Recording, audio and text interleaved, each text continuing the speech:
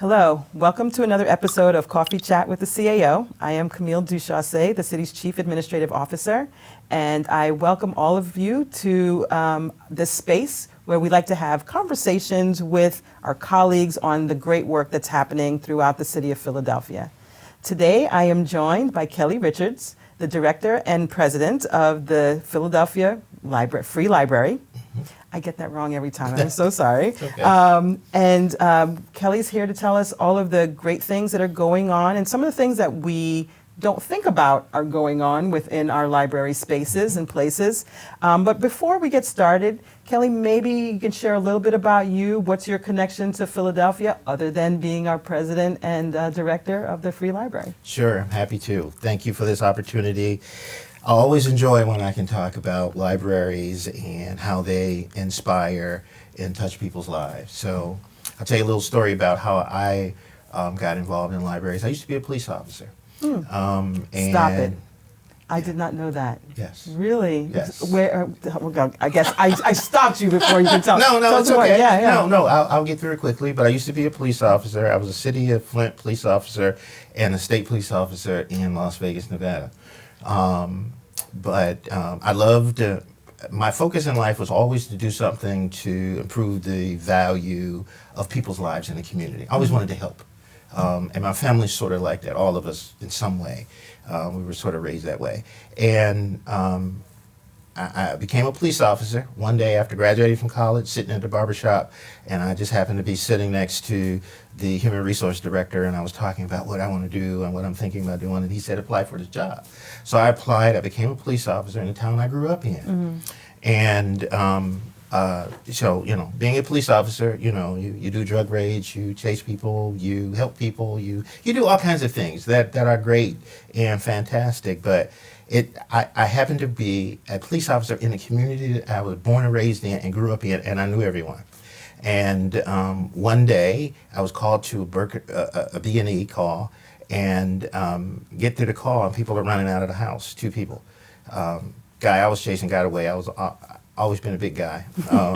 So, carrying all that equipment and running, jumping fences and everything, just, eventually you give out. So so we, down to the police department, doing reports and what have you. I walked by a cell, and one of my best friends was in there. I said, hey, how you doing? How's things going? What do you say? And at that very moment, I asked about another one of our friends. I said, hey, how's this guy doing? How's his family? And he said, well, he got away. Then I found out that he was there, he got caught, and the guy I was chasing was another friend of mine. And I said, I think I need to do something different where I can help people before they get in trouble or either afterwards. Yeah. In the middle is okay if that's your focus. Right. But I wanted to do it before and after. So one day I went to the library after getting off work with my uniform and everything on, and I'm looking at the job board. So I'm dating myself a little bit. So I'm looking at the job board, looking at all these positions, and then like librarians are, they're like pesky people. They walk over, they always want to help everybody. So one of them walked over to me and said, hey, you look like you need some help. Didn't realize that, or you look like you're lost.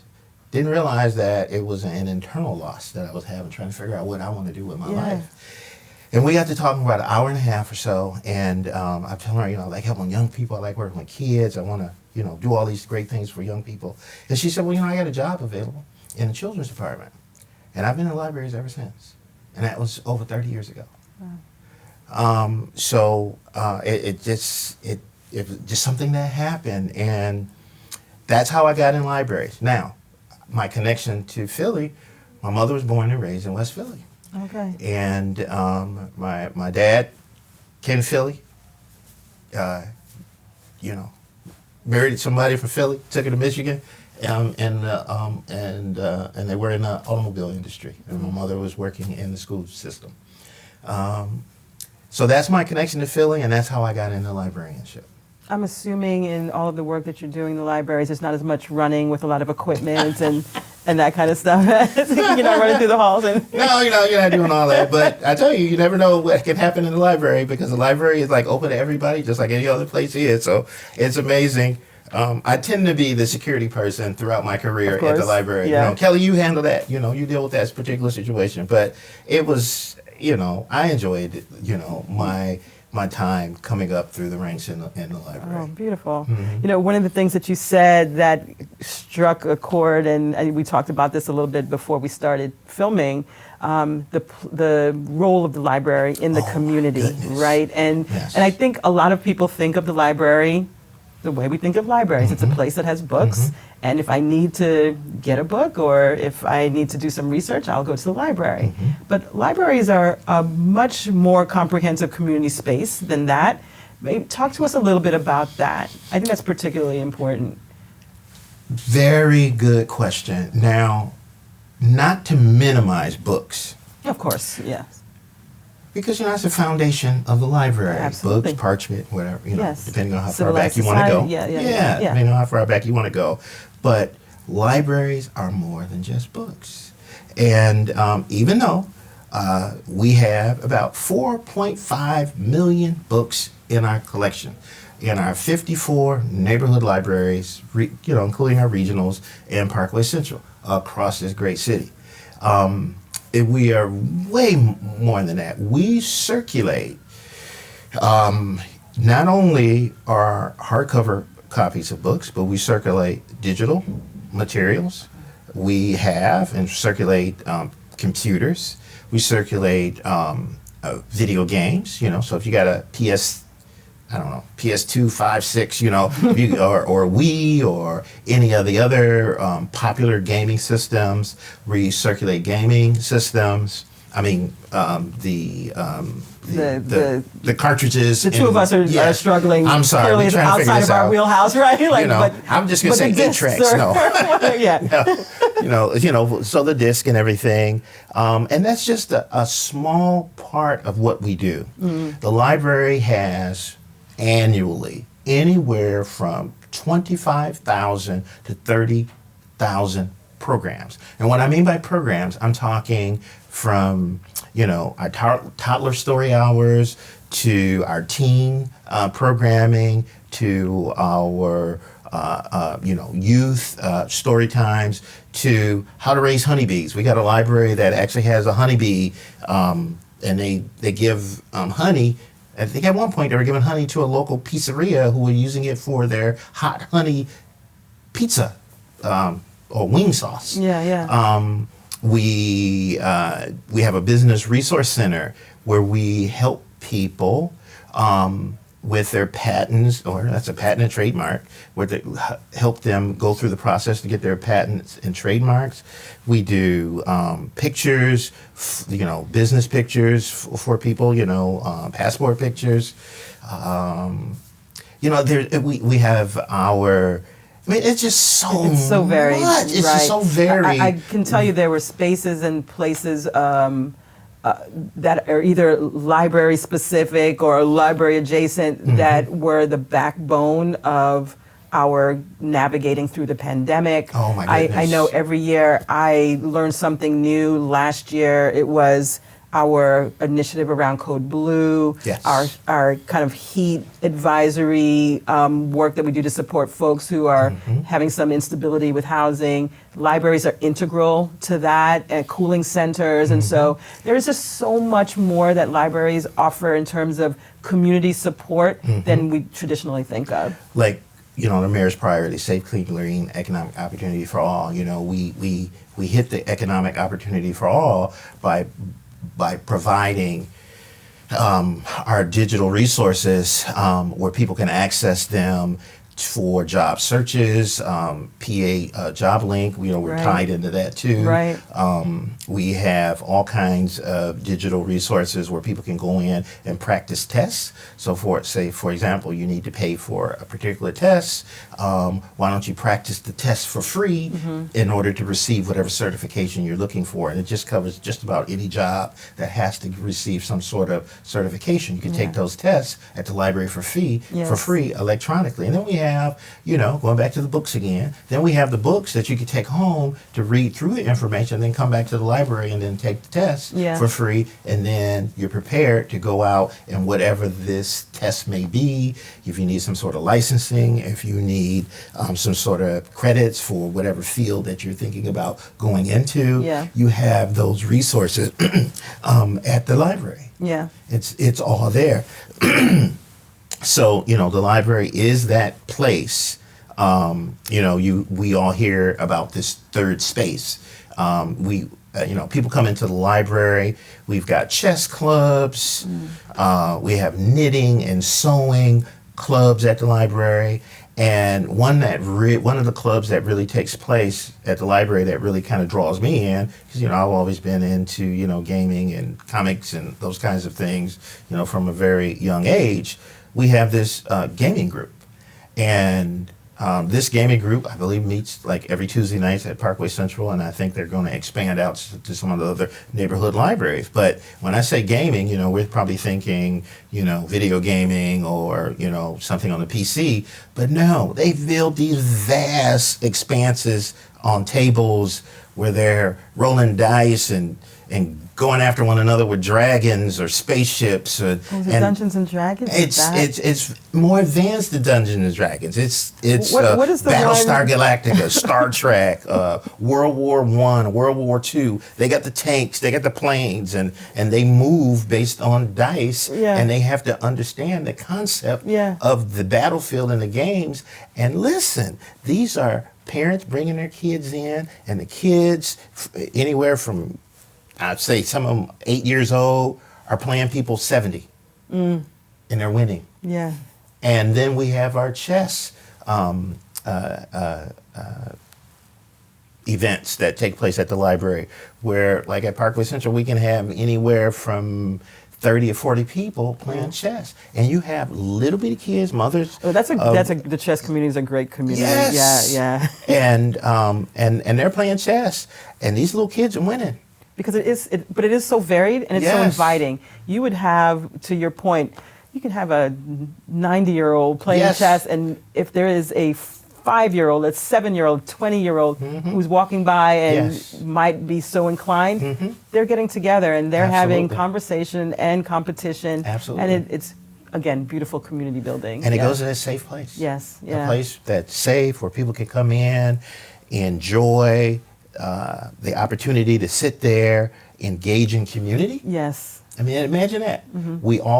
That's one thing about the library. There's something in the library that we all love, and there's something in there that we detest. And that is because we're that First Amendment spot. We're that location where you can come in, and I mean, think about it, in a safe environment where you can come in and sit through a lecture and a workshop about something you totally disagree about. Yeah. But you hear people's perspective. And then you're in a room where people are listening who agree and people who don't agree, but you can walk out of there talking with those people in a safe environment, critically discussing things, and you go out to eat afterwards. Yeah. And this day and time, imagine that.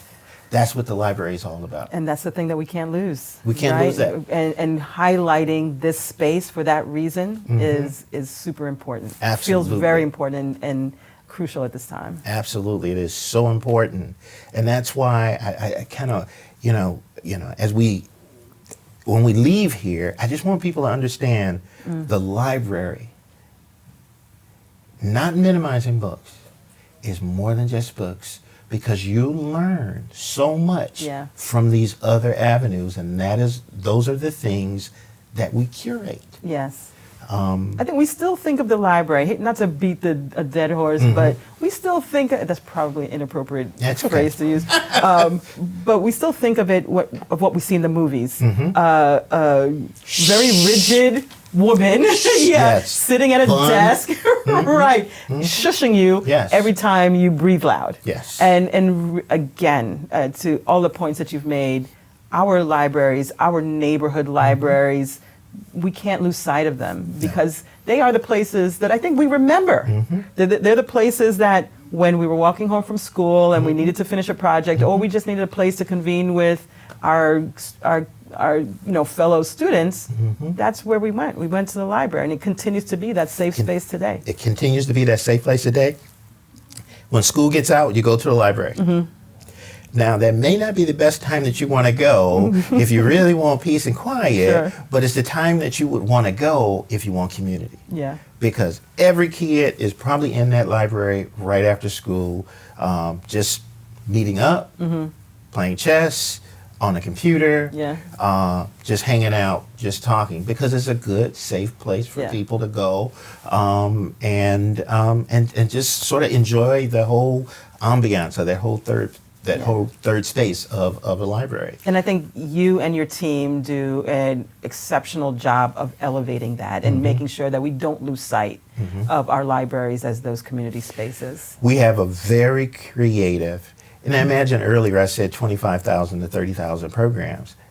That's a lot of program, reaching upwards of 60,000, 600,000 people plus. That's because of the creativity of the staff. We've got some awesome staff. They're very creative. They come up with programming from, again, like toddler programs, youth storytime programs, honeybee raising, sewing programs. We have orchestra. We have our Fleischer orchestra collection, which is the largest orchestra lending collections in the country, where we'll lend a orchestra the whole run of their performance. We copy it, we send it out across the world. That's here at the Free Library of Philadelphia. That is awesome. That is awesome. That is awesome. Shakespeare's folio with writings in it, from some of our greatest historical authors. And The Raven, The Raven that's in Edgar Allan Poe's book, The Raven. And that Raven, think about this now. That Raven is at the library. It's stuffed, but it's there. We have the Raven there at the library, and you can go actually view that Raven. And we have one of the best historical collections of a library in the United States here at the Free Library of Philadelphia, and our rare book collection. It's a hidden gem that everyone in the city in the region needs to know about. Absolutely, yes. It is awesome. We're too busy ducking old library fees. That's what the problem is. I think we're still just like, oh my God, I think I still owe $1 from back in the day. Well, and people need to stop avoiding the library. Yes, well, let me tell you, we have removed all of our fines. Yes. There are no more fines. Yes. You pay no more fines. Now, if you don't bring the book back, you got to pay for the book, but you don't pay fines for keeping it too long. So those of you who checked out a book in 2nd, 3rd, 4th grade, and now you're like into grandchildren, bring the book back. Okay. We'll forgive your fines. Awesome. That's probably a really important point to make.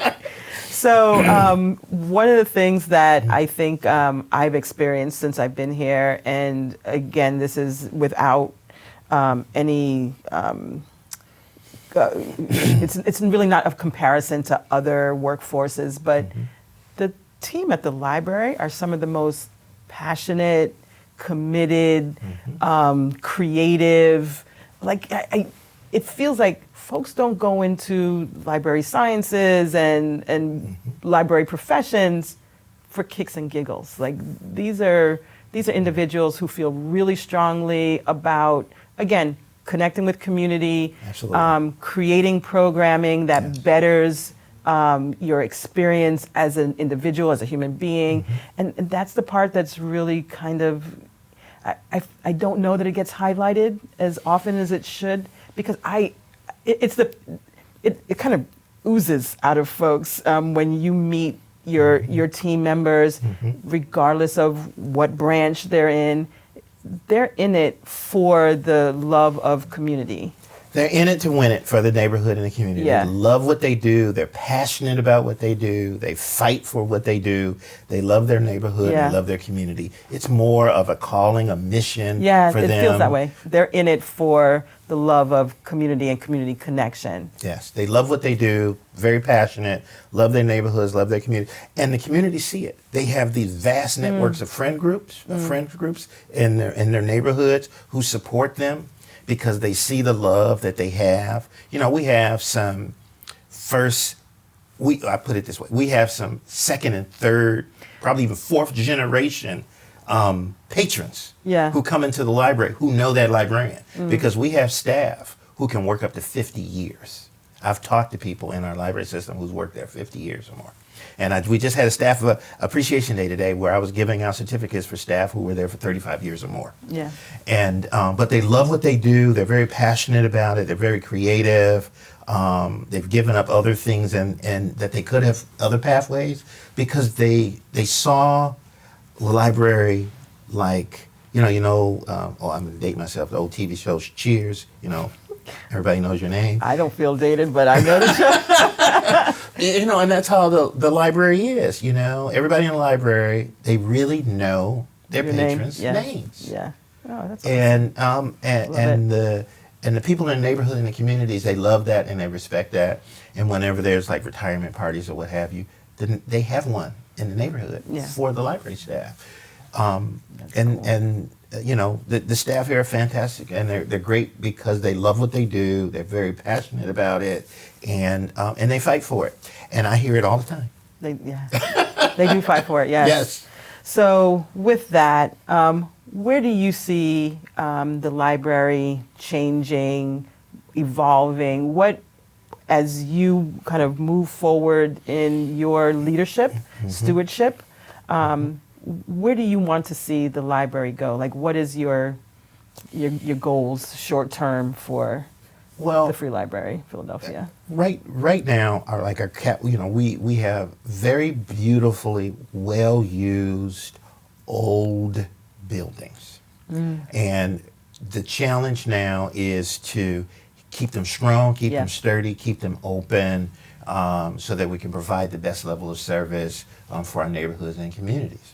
That's one piece. But the other piece is this, we are in a city where literacy the need for literacy is at a premium. Yes. And that's the future of our users, the future of people who need the library. So I see us as we continue to move forward as a beacon in the community for literacy services. With the books and materials, the computers we have, and the support we have from our staff, we're a place, and I use this term, we're like the people's university, where everyone can come in, all are treated at the same, all are treated equally, where everyone can come in and improve the quality of their life. And with the added value, with the mayor's core directives, clean, green, and economic opportunities for all. What other great place that's in every neighborhood that has the capability of providing the support for the direction the mayor's taking the city on how our library can be used alongside our school district and how we work together to improve the quality of life of every Philadelphian. I love People's University. That's fantastic. If it's not already, it needs to be on a T-shirt somewhere. That is awesome. You kind of led us to a place where maybe we can kind of end on this note. There's so much to do, so much that you do, and you need folks to do that. Yes. And so maybe give us a little bit about, hey, what are you looking for? Are there opportunities in the library? This is a place where all aspects of economic opportunity kind of convene. Yes. So what are we looking for at the library? Well, the library, we are hiring. We have what you see when you walk in the door, the staff who are at the desk, our frontline staff. That's an opportunity for anyone to come in to apply for. It's an entry-level job with great benefits. good pay, where someone can come in and be a part of the library team with high school, GED. You come right in, no experience, come in, apply for that job, and you will get a city job working for a very strong city, and that's the front line. But there's so many other positions in the library. We have technology positions. We have computer support positions. Sure. We have community initiative positions where people we utilize staff to go out and come up with ideas and go out to the community and let people know the kinds of services and promote the services that we have. We have our librarians, Yes. Can't forget our librarians. We have our No. librarians. We have people in the finance department. We have our municipal guards, our security guard positions. We have our HR positions, accounting, all of our trade positions, our HVAC, carpenters. We have our drivers. We have our sanitation team, janitorial team. There's so many jobs. It's again, library is more than just books. It's the people that provide the service for this great city of ours. All right. And folks who are looking for opportunities in libraries can go to the library site. Yes. And they can also, of course, go to Philadelphia, phila.gov/jobs. Yep. And so freelibrary.org too. there we go. So one last quick question. I've learned my lesson in a prior episode of Coffee Chat with the CAO. I can't ask about favorites. Right, so I would never dare ask you about favorite space or or neighborhood branch or anything. Oh, you can go ahead. It's all right. I'll answer. I know you're not going to answer it, so that's okay. But if there was one place that you want folks to know about that is available in any of our many, many libraries, that you feel like is an underknown space or opportunity or activity, what would it be? One. That is hard. Yes. Oh, wow. I would say our rare books. I'd say our rare books. Our rare book collection is a place where I think people will go and be inspired to hold on to writings from the Great Pyramids. Cuneiform, writing on, I know my archivists and curators will get me, but writing on rocks, I know it's not rocks, but cuneiform and books by Dickens and Edgar Allan Poe, some of the oldest books on the Americas. It's just so much. Some of our maps, some of the pictures that we have, some of the artifacts that we have, because we have more than just the older books and older writings. We have, I want to say a library of things, but we have some of the things that you would consider that will be in a museum. But we have it here at the Free Library of Philadelphia. We've got an awesome this library system is awesome. Yeah. It's awesome. And I just want everybody in the city of Philadelphia to know that whenever I go anywhere, whenever I'm going to, the conferences and things to bring back information in order to improve how we provide our service to each one of you, when we go out there, people are looking to us. They want to know what we're doing, what's happening, what's going on at the Free Library. This is the birthplace of democracy. This is Philadelphia. And sometimes we should not take who we are for granted. Yes. We mean a lot to people across the country and across the world. You just triggered, I think we've talked about this before too. Is the Philadelphia the home of the first library system? First library, public, the library company. Okay.